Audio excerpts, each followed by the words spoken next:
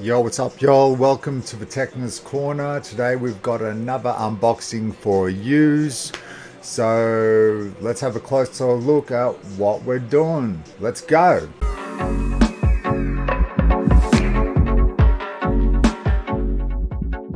I'm your host, Seb Luka, and welcome back for another unboxing, or two today, perhaps. So we've got a couple of interesting items. We've got a keyboard, we've got a mouse. The mouse comes in at just under $50 US dollars.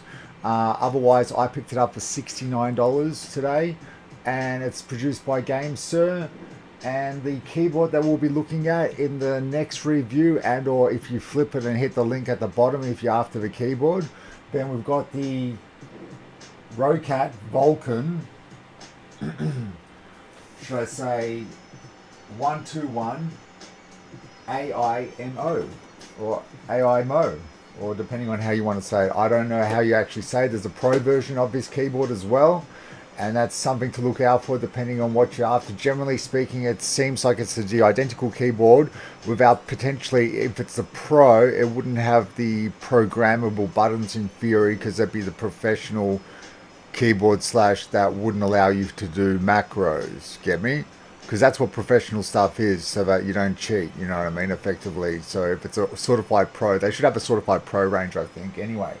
But with that being said, let's get a closer look at what we're going to look at first, which is the mouse. And we'll get I, on the other hand, have not touched these items. I've done a little bit of research on them and considered them worthwhile buys for what I need currently in my setup. Without a moment further ado, let's take a closer look and get stuck on right in at the TECHNESS Corner. Let's go. Oakley dokley. So welcome back, y'all. It's been a couple of days, and you know, I've been purchasing some items, here and there. I needed a new mouse. New mouse was required because, to be realistic, the Logitech Flow is starting to give me the shits. Really starting to give me the shits.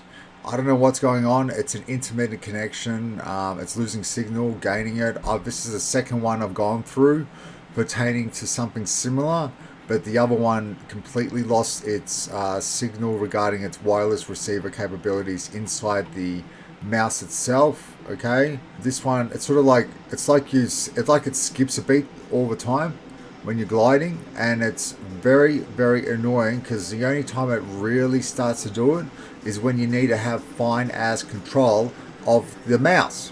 So you know when that is, when you're working, when you're doing something productive, when you're trying to get stuff done. And now I wouldn't recommend these for gaming because of the polling rate, but yeah, so I needed something that was guaranteed to be on par to an nth degree. I wanted the mouse to not be overly expensive for what I needed, okay, just as a backup mouse slash utilize on the other system at the same time if necessary. So what I'll do is I'll keep it, but also a slight groove ergonomically speaking, so that in case I need to use it for long-term use per se, just a couple buttons here or there, just standardized, nothing special. And also wireless would have been an option that I would have looked at, just to keep minimalistic approach flowing if it's possibly so, especially considering the hypocritical nature of the keyboard behind me. That keyboard's wired, and I'll be doing the opposite of what I'm doing currently, which is the MX Master keyboard, and that will go to my left PC instead of being in the main deck control, and I can always hit back onto the right and right off it. But what I'm finding is, to be brutally honest, these shallow keys are just too shallow as well, and I'm thumping them, and there's no, I'm just used to so many years of some form of traversal that I can't, as I get quicker typing, I sometimes get a bit of I get a bit like a stumpy, like a stampy person, you know what I mean? I like to thump my fingers and emphasize points and things like that when I'm writing, and the bottoming out is stopping me from being able to control the writing as adequately, even though they're spaced out well. So I love my mechanical, but I was sick of it as well. So I've opted for something which is literally in between your mechanical and your low profile. And I think it's the perfect hybrid. It had to be full size because I do use the keypad.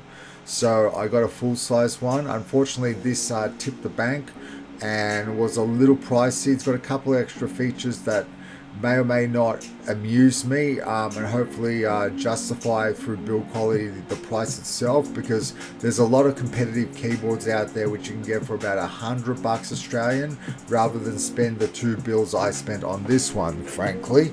But without a moment being wasted, let's take a closer look at what we've got over here, guys. Over here we've got our GameSir GM300 mouse.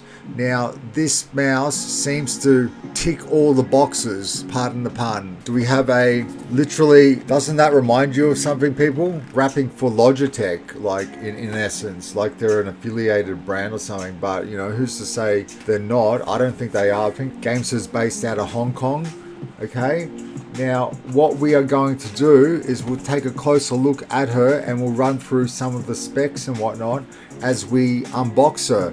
To be brutally honest, I've done a bit of research. Under 50 US bucks, under 70 Australian dollars, and it ticks all the right boxes that even equate to borderline competitive gaming. Borderline competitive. I wouldn't say take it into a tournament, but you can pretty much annihilate people with them left, right, and center at your leisure. So let's take a closer look, guys. Come on. Oakley dokley. So we're in, and we've got the GM300 wireless. I neglected to mention gaming mouse, made by GameSir. So she is a interesting little box because it models, resembles, surprisingly, something like what back in the day of the 2S series of the Master range that Logitech had. They had their products like that, and I'll show you an example for example's sake. So if we do the old willy-nilly, look at that. Okay, the colors are slightly different, you know, but you open that up and see it's not like it's an original concept, but like I swear, like just a little bit different. So depending on the product, and you start to wonder whether the packaging is very, very similar or not, you know what I mean? But I guess everyone's going down that route. So we'll grab that. That's the MX2S Master. That still works on Bluetooth fine. Still works wirelessly fine. Just an issue with the dongle there, which I'll double check because maybe it's borderline being fixed or better but worse, like the one is currently with the MX Master 3 over here, which we've also done a review on, which was surprisingly really good until it started having that issue. So apart from this, it's got a little bit of an RGB accents as well, which is nice.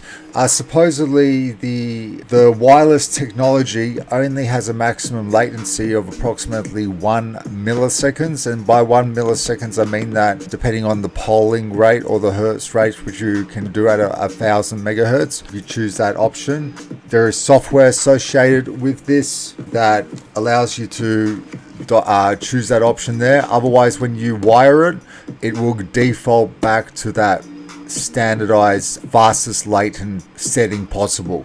Okay, so that being said, let us open up this mouse and get a closer look at it. So I'm going to stick that just there per se, and we seem to have two little latches just here, one that can be tugged out. Let's open it up. Come on, let's go. Before it's gonna be 35 degrees, yo. 35 degrees today, by the way. It's gonna be a rip. I got an appointment later on as well, which I have to get out and about. Okay, so finally, we're a little bit closer in. We can just open up this box like so, and we shall be greeted with the option to pull it out like this.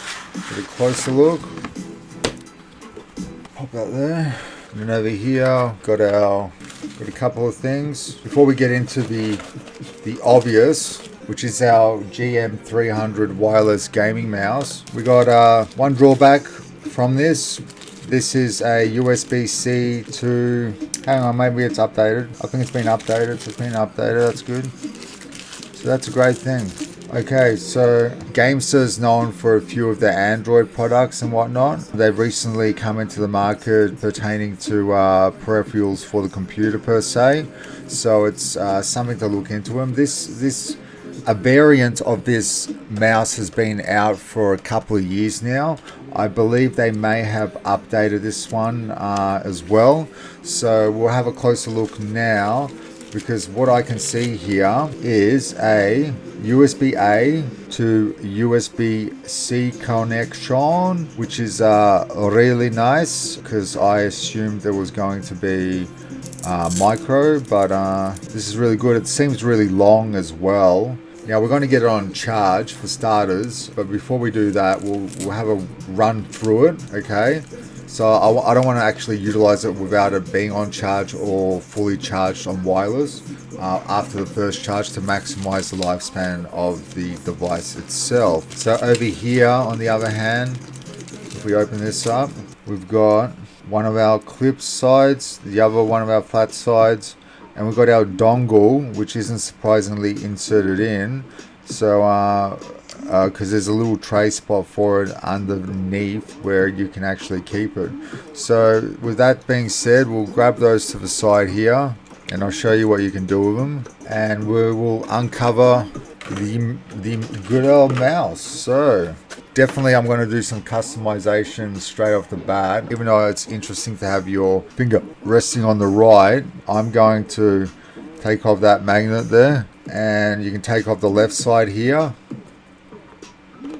And then you've got two smaller grips, which aren't as supportive, but it enables you to have essentially ambidextrous mouse per se. If we have a look at the pads underneath, the pads underneath are fairly small regarding the width, until you realize, you say for example, put on one of these,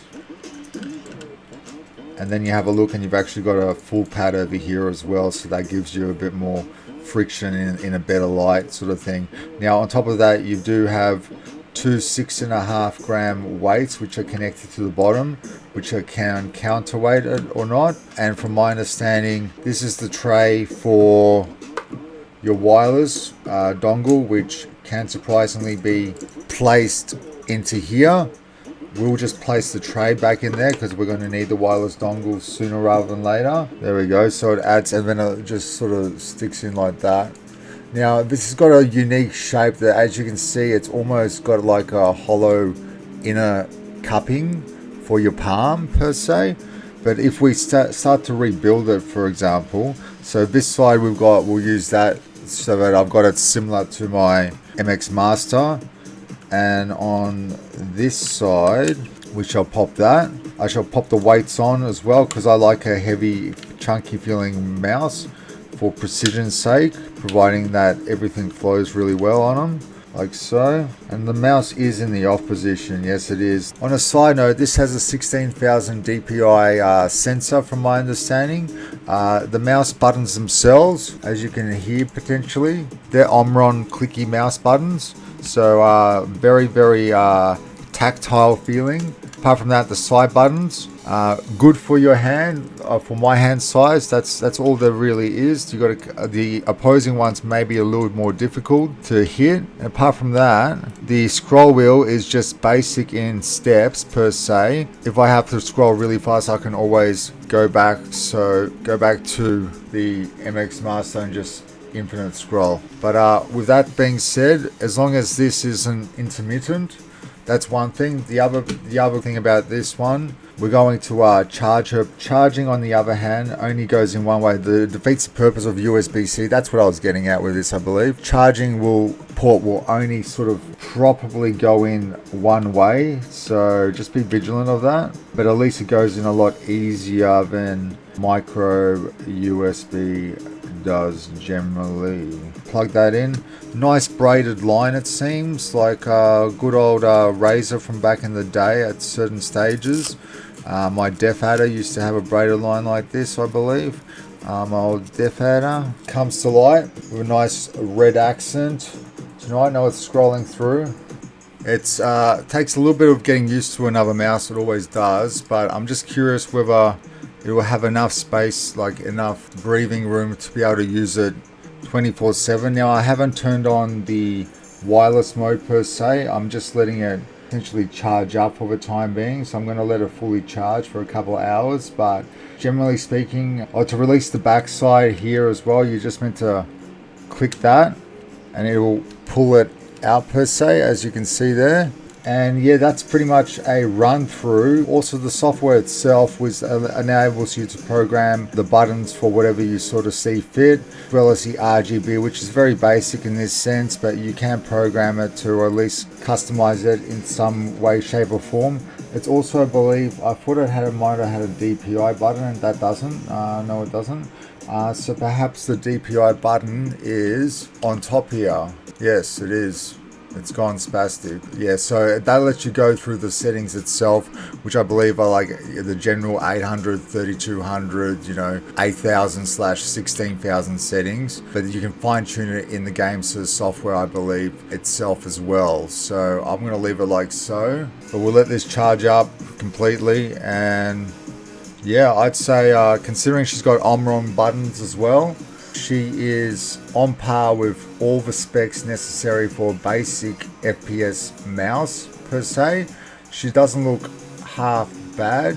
She seems sturdy, not flimsy. She's got a unique sort of a take on the shape per se, and you can customize that even further still. A little bit of RGB bling, some weights inclusive as well, counterbalance weights / wireless as well. Agility 1 millisecond response times, 1000 Hertz polling, 16,000 DPI, and part tree in a pear tree, or whatever the saying goes for Christmas, y'all. That's tech under $50. Grab one of these while stocks last.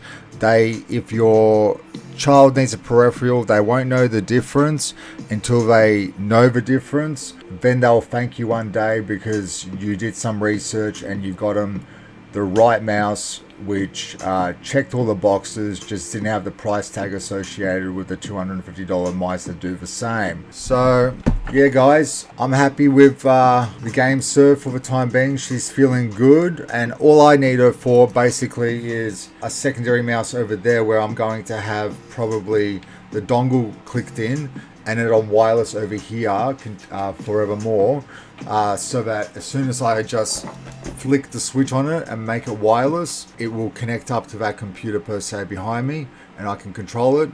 And then I prefer to have a wide over here because I just have off to the side a USB hub for everything to keep it neat and tidy. On the other hand, this can go over here. And with that being said, we've got our Row Cat or Rock Cat Vulcan A21 AIMO or AIMO keyboard coming up that looks pretty freaking snazzy, if I may say so myself. So my name is Seb Lukas. Thank you for joining me at the TECHNESS Corner, you all. For under $50, you can't complain about the GameSir GM300 wireless gaming mouse. Grab yourself one while stocks last. Decent build quality for the price. And with that being said, peace out, y'all.